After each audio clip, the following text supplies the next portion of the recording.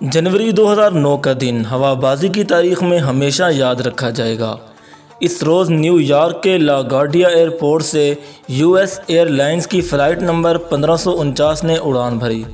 ये flight north Carolina के शहर शार्ले जा रही थी।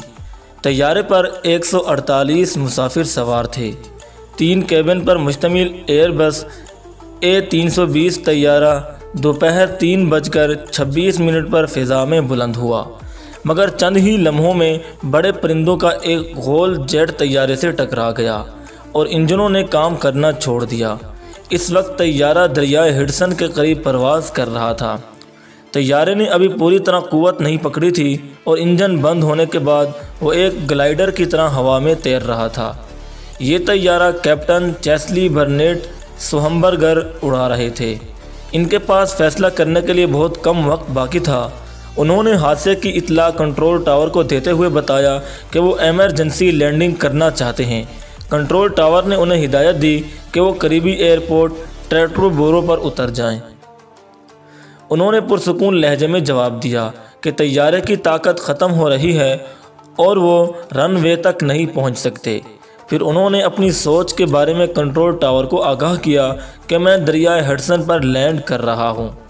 कैप्टन सोहमबर्गर बताते हैं कि इंजन फेल होने और तैयारा लैंड करने का दरमियानी वक्फा महज 3.5 मिनट था। ये उनकी ज़िंदगी के सख्त तरीन लम्हात थे।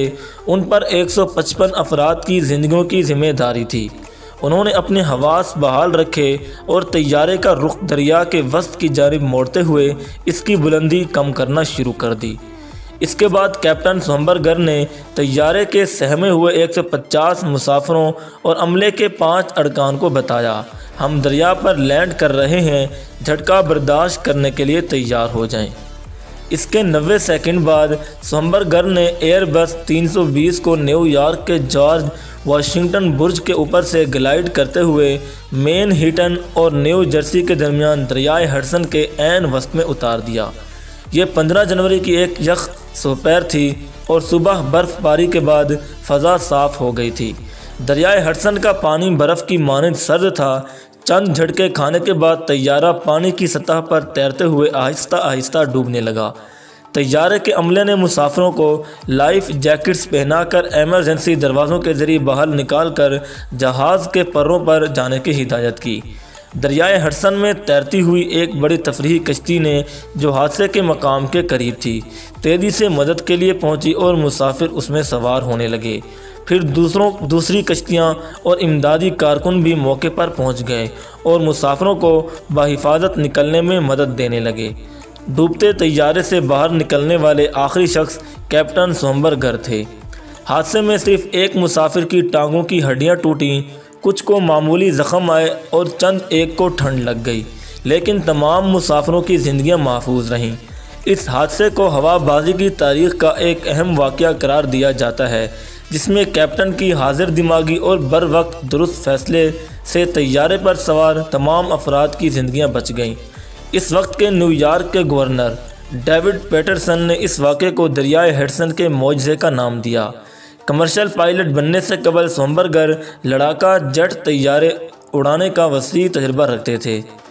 उन्होंने फ़ौज में 35 साल तक खिदमत सर अंजाम दी थीं, जिसने हादसे में मुसाफिरों की जान बचाने में उनकी मदद की।